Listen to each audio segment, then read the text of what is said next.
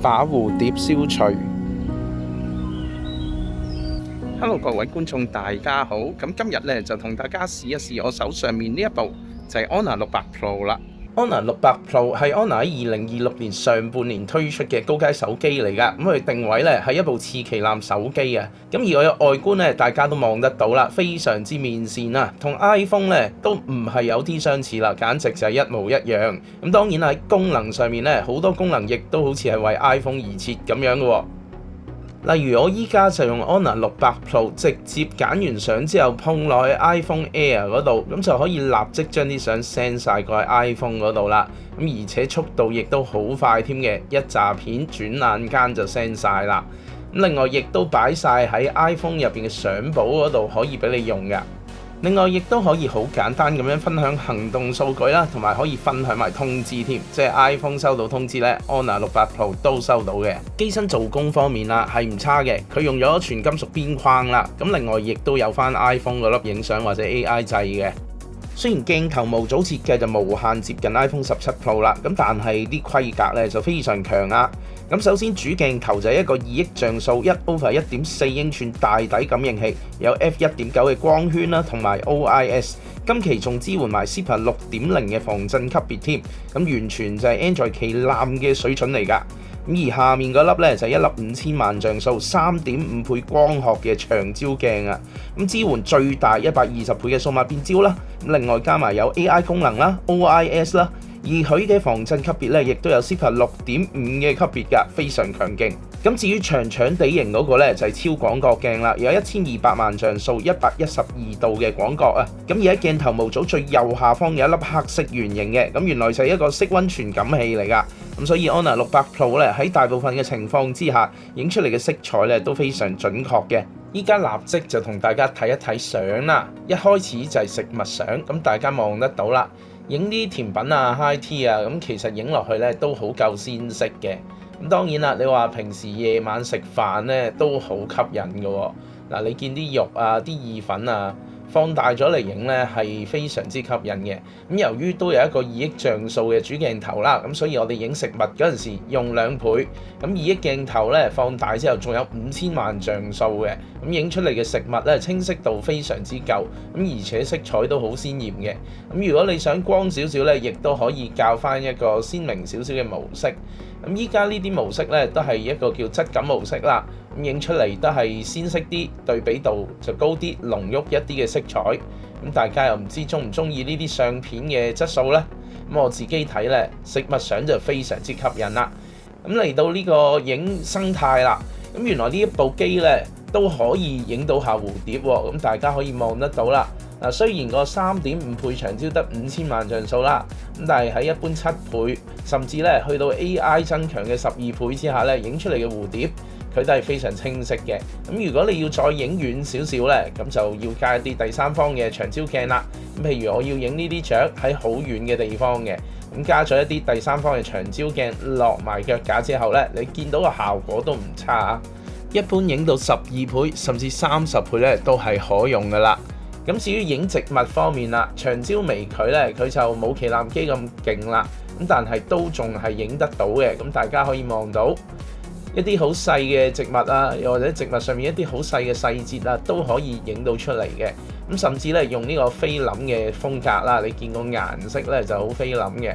咁另外咧，即使個時間比較夜一啲啊，黃昏咧都影到唔錯嘅效果。咁最後就係人像啦，同其他旗艦機一樣啦。今期 Honor 600 Pro 咧，亦都係有 Hardcore 嘅人像模式。咁影出嚟嘅人像啊，面部就細膩，亦都非常飽滿嘅。大家好啊，咁依家嚟用緊 Honor 600 Pro 嚟做一個拍片測試，4K 30格嘅畫質啊。咁依家咧嘗試手持步行啦，咁大家可以睇下個效果。咁依家咧切換翻去1倍鏡啦，咁今次1倍鏡咧有2億像素，咁而且咧係一個1/1.4英寸比較大底嘅 sensor 嚟嘅。咁大家可以睇到佢嘅成像品質啦。咁另外咧，我哋試一試個長焦嘅效果。3.5倍，咁大家望到非常之清晰嘅成像啊！咁最高呢，亦都可以去到10倍。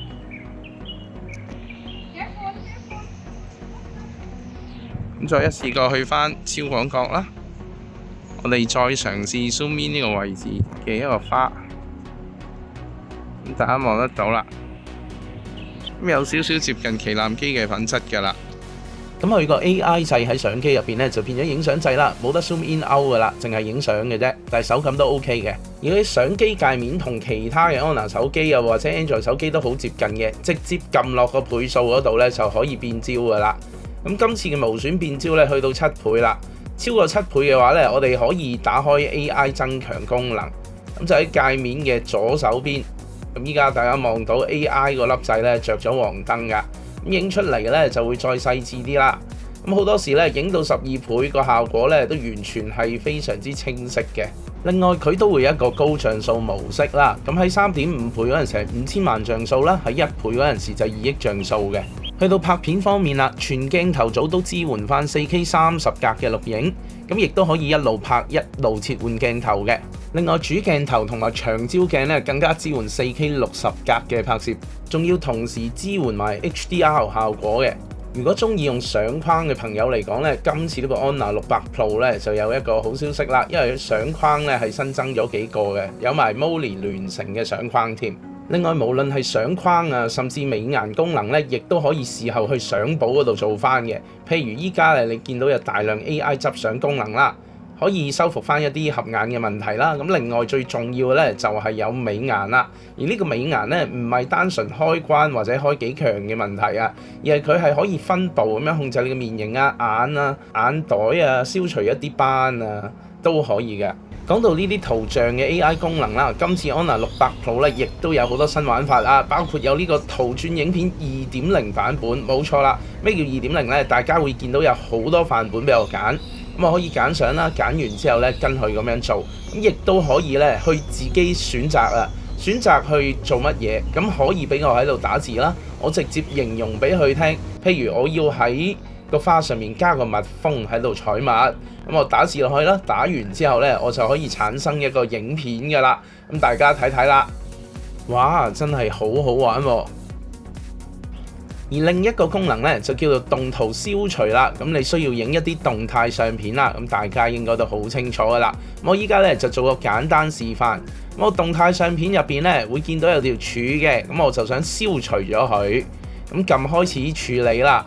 咁佢就會慢慢處理，處理之後呢，就會喺個動態相片入邊消除咗成條柱噶啦。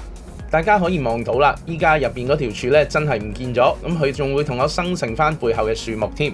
跟住再講一講拼圖功能啦。咦，拼圖功能都有嘢講，係啦，今次拼圖功能呢係好精彩嘅。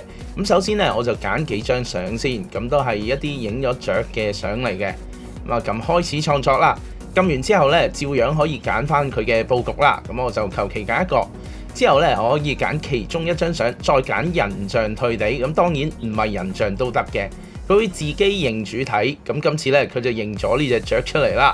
咁佢退咗地之後咧，就會將個主體放大啦。你自己可以額外再控制放大或者縮細，再將佢移位啦。咁你呢個主體咧就會覆蓋喺另外嗰啲相上面。咁睇落去咧就好有立體感啦。如果你用嘅係動態相片嘅話咧，亦都係可以㗎。咁大家見到啦，我有2張動態相、2張靜態相，照樣可以喺動態相上面退地，咁就做到一張好型格嘅拼圖，可以分享去社交媒體啦。